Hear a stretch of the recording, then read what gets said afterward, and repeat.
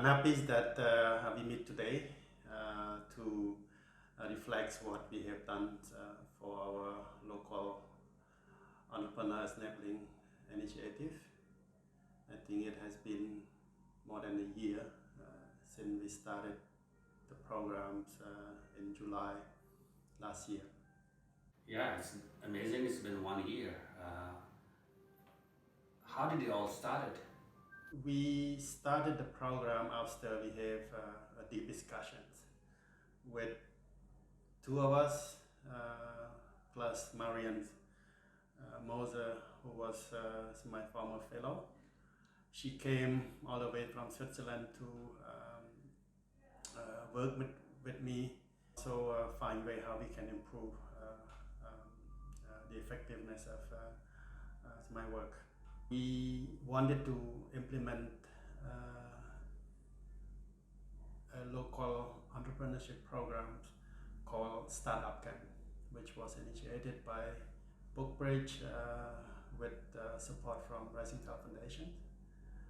But then we found out that that approach will not works the way we want to see in terms of impact. So we came up with an idea that we should look for a better approach. And then we learned about the existing offerings, either programs or business courses that are in the fields of entrepreneurship.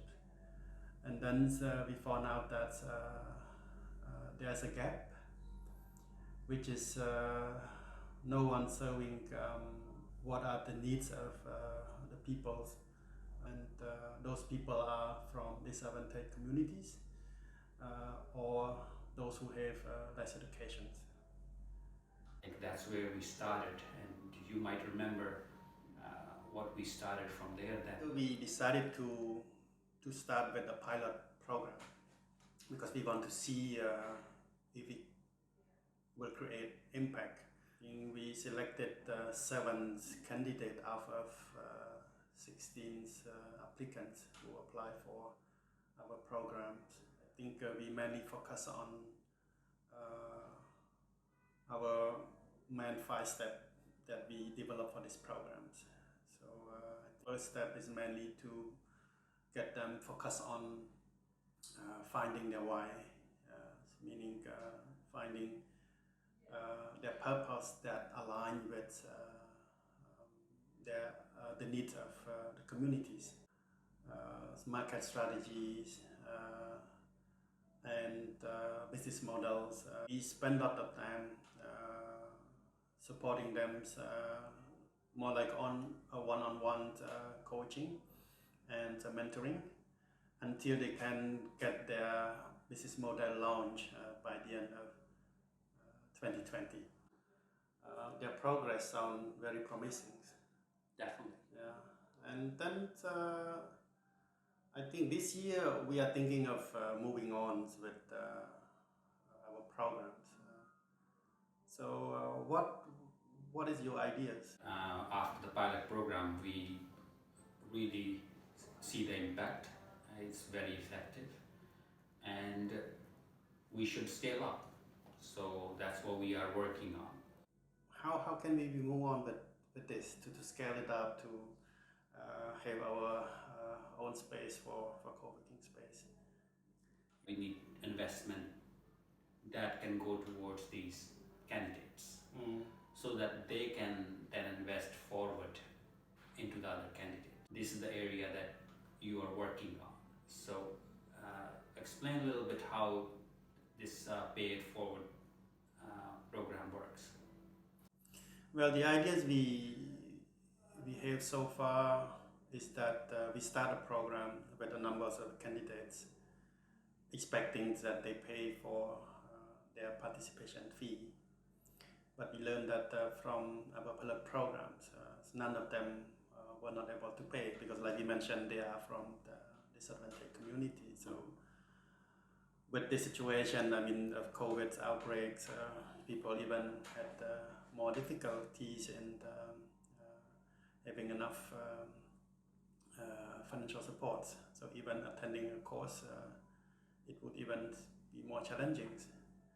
So our idea is to find the candidate who would be able to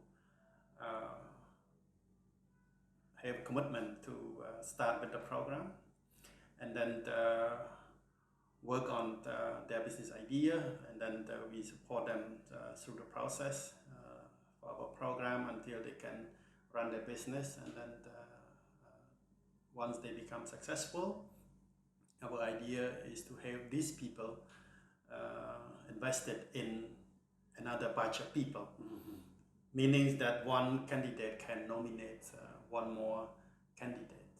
So anyone who wants to become part of this program, how can they help us, in your view, to make this happen? Well, I think it's mainly on investing in them. I mean, investing in those who want to join our program. Second support would be that access to better markets, either in the countries or outside the countries, that would help us in supporting these entrepreneurs to run their business even more successful. You make a brilliant point that you are investing in the candidates, in their journey. If someone wants to follow up, what is the progress of the candidate they have invested in? We have our websites that they can look for the information about the program, and also who joined the program. And I think those who are on Facebook, they can also easily see our live updates on our Facebook page.